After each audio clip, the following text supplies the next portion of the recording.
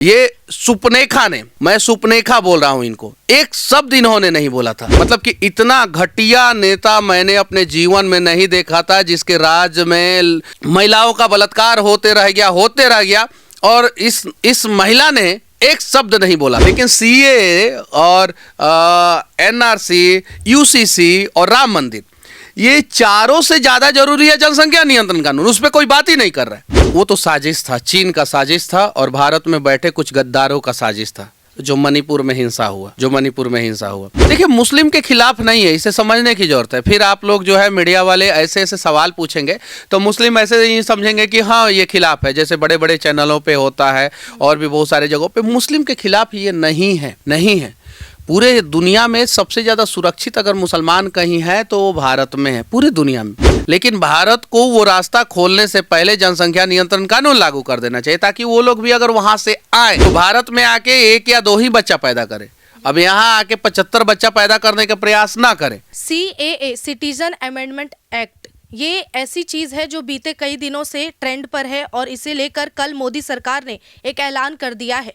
वहीं आपको बता दें कि लोकसभा चुनाव 2024 का अपने चरम पर पहुंच चुका है, सभी पार्टियां तैयार है। ऐसे में मोदी सरकार की तरफ से CAA को मास्टर स्ट्रोक बताया जा रहा है। इसी पर आज बातचीत करेंगे और जानेंगे कि ये CAA देश में लागू होना कितना जरूरी है और इससे किन लोगों को परेशान होने की जरूरत है। इसी खास बातचीत के लिए हमारे साथ मौजूद है मनीष कश्यप। उनसे सबसे पहले जानने की कोशिश करेंगे कि आखिर ये CAA है, उन पर उनकी पहली प्रतिक्रिया क्या है। देखिए, CAA से ज़्यादा इम्पोर्टेंट भारत के लिए वर्तमान समय में अगर कुछ है तो जनसंख्या नियंत्रण कानून है, UCC है। अगर ये दोनों लागू होता है तो भारत को जो है वो फायदा होगा, भारत के लोगों को फायदा होगा। CAA से किन को फायदा होगा? भारत के तो किसी लोग को फायदा होगा नहीं। बाहर से आए शरणार्थी जो पाकिस्तान में रह गए थे, बंटवारा के समय में बांग्लादेश में रह गए थे, कुछ लोगों को अफगानिस्तान में प्रताड़ित किया गया, उन लोगों को फायदा होगा। चलिए, उनके भी अधिकार की बात होनी चाहिए, क्योंकि वो दूसरे देशों में प्रताड़ित हो रहे हैं। ये चीज़ें सही है, सरकार ने सही नियम लगाया है।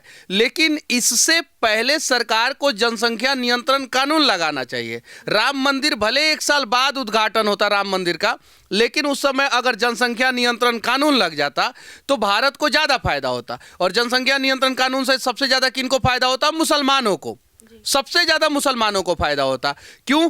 क्योंकि अगर आप ज्यादा बच्चा पैदा करेंगे और आपके पास मान लीजिए कि 10 कट्ठा जमीन है और 5 बच्चे पैदा आपने कर दिया तो 2-2 कट्ठा जमीन आएगा। 5 करोड़ रुपया है और 5 बच्चे पैदा कर दिए तो सबके हिस्से में जो है 1-1 करोड़ रुपया आएगा। लेकिन अगर आपने 1 बच्चा पैदा किया, 2 बच्चा पैदा किया तो सबके हिस्से में जो है ज़्यादा पैसा आएगा। लेकिन ये चीज़ें समझने का प्रयास कुछ लोग नहीं करते हैं। सऊदी अरबिया को देखिए, आज जो है विकास के रास्ते पे द्रुत गति से चल रहा है।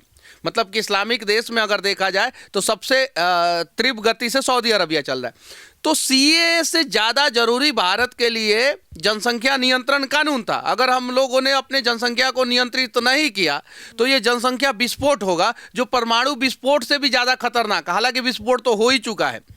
तो आज भारत की जनसंख्या जो है मैक्सिमम 100 करोड़ होना चाहिए। आज हम लोग 140 करोड़ से ज़्यादा हम लोग आगे जा चुके हैं। तो ये कहीं नहीं तो कहीं जो है जो CAA लागू हुआ है वो मीठी गोली है।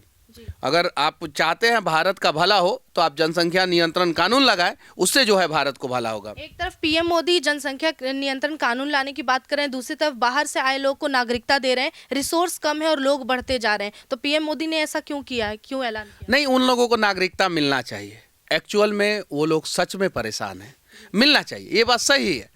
इसका मैं विरोध नहीं कर रहा हूँ। ये जो आया है, जो भारत सरकार के द्वारा जो एक्ट आया है, उससे जो है कुछ लोगों को फायदा होगा, जिन्हें पाकिस्तान में, बांग्लादेश में, अफगानिस्तान में प्रताड़ना झेलना पड़ा है। ये अच्छा है। लेकिन इससे ज़्यादा जरूरी है जनसंख्या नियंत्रण कानून। रिसोर्सेस हमारे पास कम है। मान लीजिए कि बस में, अगर ट्रेन में बोलते हैं कि टिकट नहीं मिल रहा है। टिकट क्यों नहीं मिल रहा है भाई? 140 करोड़ हो गए हैं। अगर 100 करोड़ होते तो शायद जो है ट्रेन में रिजर्वेशन में आराम से टिकट मिल जाता। बस में जो है इतनी भीड़ें क्यों हैं? स्टेशन पे इतना भीड़ क्यों है? आप कहीं जाते हैं तो गैस कनेक्शन के लिए लाइन लगाना क्यों पड़ता है? बैंक में इतना ज़्यादा भीड़ क्यों है? हर जगह। और वो भीड़ का सामना सिर्फ और सिर्फ हिंदू नहीं करता, उस भीड़ में जो है परेशानी मुसलमानों को भी होती है, उस भीड़ में परेशानी जो है सिखों को भी होती है, ईसाइयों को भी होती है। तो सबसे पहला काम सरकार को जो है 2014 में जब सरकार बनी थी तो फर्स्ट काम जो है जनसंख्या नियंत्रण पे करना चाहिए था, फर्स्ट काम। लेकिन सरकार जनसंख्या नियंत्रण पे क्यों नहीं काम कर रही है, उसके पीछे भी मैं रीजन बता दे रहा हूँ। पतंजलि का साबुन 100 करोड़ लोग होंगे तो उस हिसाब से खरीदेंगे, 140 करोड़ होंगे तो ज़्यादा खरीदेंगे। हुंडई का कार, मारुति का कार 100 करोड़ होंगे तो उतना खरीदेंगे, 140 करोड़ होंगे तो ज़्यादा खरीदेंगे। रिलायंस जियो का सिम जो है 100 करोड़ होंगे तो उस हिसाब से इस्तेमाल करेंगे, 140 करोड़ होंगे तो ज़्यादा इस्तेमाल करेंगे। तो भारत का कोई भी बिजनेसमैन नहीं चाहता है कि भारत में जनसंख्या नियंत्रण कानून लगे। अगर जनसंख्या नियंत्रण कानून लगेगा तो भारत के बिजनेसमैन का नुकसान होगा, लेकिन फायदा किसका होगा? भारत के लोगों का फायदा होगा। तो भारत का जनता जाए भाड़ में, बिजनेसमैन जितने भी बिजनेसमैन है, बड़े बिजनेसमैन, टॉप 100 बिजनेसमैन में से तो 70-75 ने तो विदेश में अपना घर ले लिया, आलीशान घर ले लिया, आलीशान घर ले लिया, वहाँ का नागरिकता ले लिया। और 100 में से 100 बिजनेसमैन, टॉप 100 में से 100 बिजनेसमैन जो है विदेशों में जो है अपना घर रख लिए हैं। ये चीज़ है। तो कहीं नहीं तो कहीं सीएए से और राम मंदिर जरूरी है। राम मंदिर जब अयोध्या में बना था तो मैंने जाके रिपोर्टिंग किया था, लेकिन सीएए और एनआरसी, यूसीसी और राम मंदिर, ये चारों से ज़्यादा जरूरी है जनसंख्या नियंत्रण कानून। उस पर कोई बात ही नहीं कर रहा है, उस पर बात होना चाहिए सदन में, और उसके बारे में जो है होना चाहिए कि नहीं अब जनसंख्या नियंत्रण कानून आएगा। ठीक है, सीए लागू किया गया, बहुत अच्छी बात है, लेकिन गैर मुस्लिम जो समुदाय है उन लोग के लिए क्या प्रताड़ना मुस्लिम लोग नहीं झेल रहे हैं? बाकी जगहों पे कई ऐसे मुस्लिम हैं जहां आपस में शिया सुन्नी की लड़ाई चलती है, वहां पे मुस्लिम प्रताड़ित होते हैं, उन लोग के लिए दरवाजा भारत खोलेगा कि नहीं? देखिए, समस्या ये है कि मुसलमान जो भारत में है वो तो प्रताड़ित है नहीं। पाकिस्तान में मुसलमान हैं, वो मुस्लिम जो है वो इस हिसाब से नहीं प्रताड़ित है कि हम गैर मुस्लिम लोग हैं या गैर हिंदू लोग हैं तो इनको काट दो, मार दो, ऐसे प्रताड़ित नहीं है। और मुसलमानों के लिए अनेकों देश है, अनेकों, वो वहाँ से अनेकों देश में जा सकते हैं, यूएई में जा सकते हैं, ईरान में जा सकते हैं, इराक में जा सकते हैं, और भी बहुत सारा देश है, लगभग 52-55 देश है। ठीक है, तो उन्हें समस्या नहीं है। अगर बौद्ध के लिए रास्ता खोलेगा तो कौन खोलेगा, सिख के लिए रास्ता खोलेगा तो कौन खोलेगा, हिंदू के लिए रास्ता खोलेगा तो कौन खोलेगा? अब देखिए, क्रिश्चियन लोगों को कहीं समस्या नहीं है। क्रिश्चियन जो लोग हैं वो दुनिया के किसी भी देश में चले जाते हैं, आराम से रह लेते हैं। तो इन लोगों के लिए भी ज़रूरी था। तो मतलब कि अच्छा है, नियम अच्छा है, और जिस हिसाब से बना है उस हिसाब से अच्छा है। अगर मान लीजिए कि मुस्लिम लोगों के लिए भी खोल दिया जाए, बाहरी मुसलमानों के लिए, तो रोहिंग्या भारत में भर जाएंगे, बांग्लादेशी भारत में भर जाएंगे। बांग्लादेशी की वजह से जो है पूरा बंगाल जो है आज के समय में बर्बाद हो गया।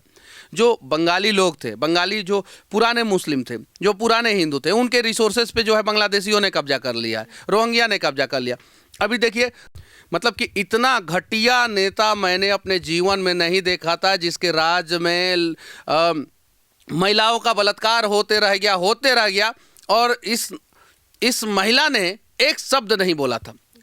ये सुपनेखा ने, मैं सुपनेखा बोल रहा हूं इनको, एक शब्द इन्होंने नहीं बोला था, और आज छाती पीट रही है कि नहीं बांग्लादेशी को आने दो भाई, रोहिंग्या को आने दो।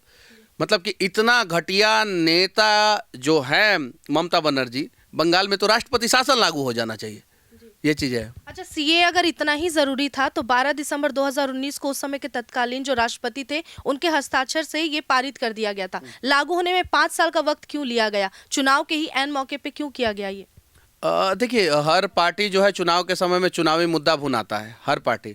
जब कांग्रेस की सरकार थी तो उस समय भी जब चुनाव आता था उसके पहले जो बजट पेश होता था उसमें जो है बहुत सारा लोक लुभावन, देश बर्बाद हो जाए लेकिन लोक लुभावन बजट पेश किया जाता था, उस समय भी पेश किया जाता था। ठीक है, चुनाव है भाई, वोट तो सबको चाहिए, सरकार में तो सबको रहना, सत्ता तो सत्ता का सुख सबको भोगना है, तो चुनाव के लिए भी काम होता है। तो इसलिए चुनाव के पहले ये हुआ है, ताकि जो है कम से कम 15-20 दिन तक तो ट्रेंडिंग मुद्दा ये बना रहेगा और चुनाव में इम्पैक्ट डालेगा, 100% इम्पैक्ट डालेगा। तो यानी आप भी मानते हैं कि मोदी सरकार ने वोटों की राजनीति करने की भी बस कोशिश की है? दुनिया का कोई ऐसा सरकार नहीं है जो वोट नहीं चाहता हो, दुनिया का। अमेरिका में भी जो बाइडेन है वो भी चुनाव के समय में कुछ घोषणा करते हैं वोट के लिए, सब लोग। और ये कोई बुरा चीज़ नहीं है, बुरा चीज़ नहीं है, सबको करना चाहिए, सबको। करना चाहिए, लेकिन वोट की राजनीति के लिए अच्छा काम करना चाहिए, बुरा काम नहीं करना चाहिए। ये अच्छा काम हुआ है, ये अच्छा काम हुआ है, तो इसका तो समर्थन होना चाहिए। लेकिन मैं फिर से कहना चाहता हूं कि इससे ज़्यादा जरूरी था जनसंख्या नियंत्रण कानून। अगर आप जनसंख्या नियंत्रण कानून नहीं लगाएंगे तो अगले 10 साल से 15 साल के अंदर अंदर देश किस मतलब कि संकट वाले पहाड़ पे खड़ा रहेगा, उसकी आप कल्पना भी नहीं कर सकते। 10 से 15 साल। तो जनसंख्या नियंत्रण कानून जो है जल्द से जल्द लगाया जाए और उसके लिए लोगों को आवाज़ उठाना चाहिए। जब विपक्ष इस पे अभी हंगामा करना शुरू ही किया है और देश के कई ऐसे समुदाय हैं जो इसका बहिष्कार कर रहे हैं, खास करके नॉर्थ ईस्ट पार्ट वाले हैं। वो लोग कह रहे हैं कि हमारी जनजाति पे हावी होते जा रहे हैं, जो बाहर से लोग आ गए हैं। तो उस सब चीज़ पे पीएम मोदी का ध्यान नहीं जाता। नॉर्थ ईस्ट जलता रहा, वहाँ बहुत कुछ होता रहा, लेकिन उस पर ध्यान नहीं गया। देखिए वो तो साजिश था, चीन का साजिश था और भारत में बैठे कुछ गद्दारों का साजिश था। जो मणिपुर में हिंसा हुआ,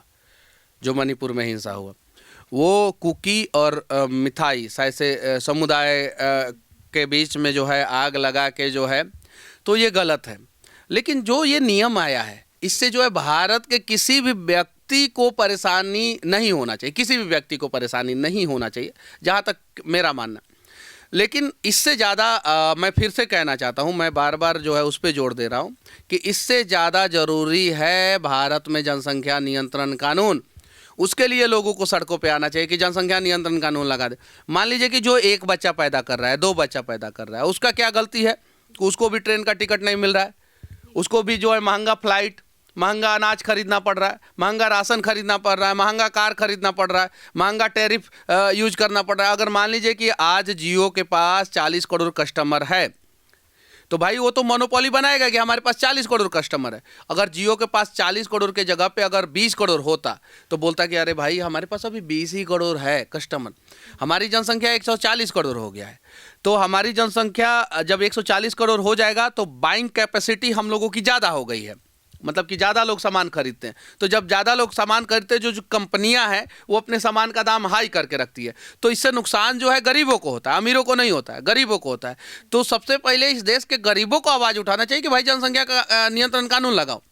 क्योंकि अगर जनसंख्या नियंत्रण कानून नहीं लगेगा तो अमीर तो अपने सामान को बेचते रहेंगे, फैक्ट्रियों की सामान बिकती रहेगी, कंपनियों की सामान बिकती रहेगी, नेताओं को वोट मिलता रहेगा। लेकिन गरीब का सिर्फ और सिर्फ एक ही रास्ता बचेगा गरीब के लिए कि वो मजदूरी करे, जाके कंपनियों में, फैक्ट्रियों में मजदूरी करे और महंगे दर पे सामान खरीदे। तो सबसे ज़्यादा इम्पोर्टेंट है, इस देश के किसी भी अर्थशास्त्री से आप जाके पूछिए कि अभी वर्तमान समय में भारत की सबसे बड़ी समस्या क्या है, तो वो जनसंख्या सबसे बड़ी समस्या है। और सबसे ज़्यादा इम्पोर्टेंट क्या है, तो जनसंख्या नियंत्रण कानून। हालांकि हम कह सकते हैं कि हम 140 करोड़ है तो हमारे पास 140 करोड़ ब्रेन है 140 करोड़, तो ये बात कह सकते हैं, ये हमारे लिए एक पॉजिटिव है। लेकिन इस पॉजिटिव के चक्कर में हमारे लिए कितना ज़्यादा निगेटिव हो रहा है, उस पर ध्यान देने की ज़रूरत है। और यूसीसी, एनआरसी, सीए, राम मंदिर, इन सारे चीज़ों से ज़्यादा इम्पोर्टेंट वर्तमान समय में भारत में अगर कुछ है तो जनसंख्या नियंत्रण कानून है। आपसे आखिरी सवाल करना चाहेंगे, आज से रमज़ान का पाक महीना शुरू हुआ और ठीक कल शाम को गैर मुस्लिम के खिलाफ जो है मोदी जी ने ये ऐलान किया, तो मुस्लिम इसको भारत में किस तरह से देख सकते हैं? देखिए, मुस्लिम के खिलाफ नहीं है, इसे समझने की जरूरत है। फिर आप लोग जो है मीडिया वाले ऐसे ऐसे सवाल पूछेंगे तो मुस्लिम ऐसे ही समझेंगे कि हाँ ये खिलाफ है, जैसे बड़े बड़े चैनलों पे होता है और भी बहुत सारे जगहों पे। मुस्लिम के खिलाफ ये नहीं है, नहीं है। पूरे दुनिया में सबसे ज़्यादा सुरक्षित अगर मुसलमान कहीं है तो वो भारत में है, पूरी दुनिया में। हम ये थोड़ी कह रहे हैं कि आप भारत से निकल जाओ, आपकी नागरिकता जो है वो खतरे में है, ये नहीं। हमने उन लोगों को शरण दिया, जैसे अफ़गानिस्तान में तालिबान के अत्याचार के वजह से बहुत सारे बौद्धों के मंदिरों को तोड़ दिया गया, सिखों के गुरुद्वारे को तोड़ दिया गया, हिंदू के मंदिरों को तोड़ दिया गया। पाकिस्तान में जो हिंदू 18% थे वो ये 2% से कम हो गए। बांग्लादेश में कमोबेश उतनी ही संख्या थी, 20-21% संख्या थी, वो जो है आज 1-2% बचे हुए। तो वो वहाँ पे मजबूरी में अपना धर्मांतरण करने को मजबूर हो जा रहे हैं। तो उनके लिए एक रास्ता होना चाहिए। कौन देगा? श्रीलंका दे नहीं रहा है, मलेशिया दे नहीं रहा है, सिंगापुर, थाईलैंड दे नहीं रहा है, नेपाल दे नहीं रहा है, उधर चीन दे नहीं रहा है, मतलब आसपास के देशों की मैं बात कर रहा हूँ। ईरान, इराक देगा नहीं, सऊदी अरबिया देगा नहीं, तो फिर कोई तो किसी को तो मतलब उन लोगों के लिए रास्ता खोलना चाहिए जो सच में परेशान है, तो उसके लिए भारत ने खोला। लेकिन भारत को वो रास्ता खोलने से पहले जनसंख्या नियंत्रण कानून लागू कर देना चाहिए, ताकि वो लोग भी अगर वहाँ से आए तो भारत में आके 1 या 2 ही बच्चा पैदा करें, अब यहाँ आके 75 बच्चा पैदा करने का प्रयास ना करें। तो ये सारी चीज़ें हैं, ये सारी चीज़ें समझने की ज़रूरत है। अगर समझेंगे तो देश का भला होगा, नहीं समझेंगे तो देश का भला नहीं होगा। तो नागरिकता अधिनियम कानून पर आपने मनीष कश्यप की राय सुनी। सीएए को लेकर आप क्या सोचते हैं, आपकी क्या राय है? अपनी राय हमें कमेंट में ज़रूर बताएं। देखते रहें सच टॉक्स। जय हिंद।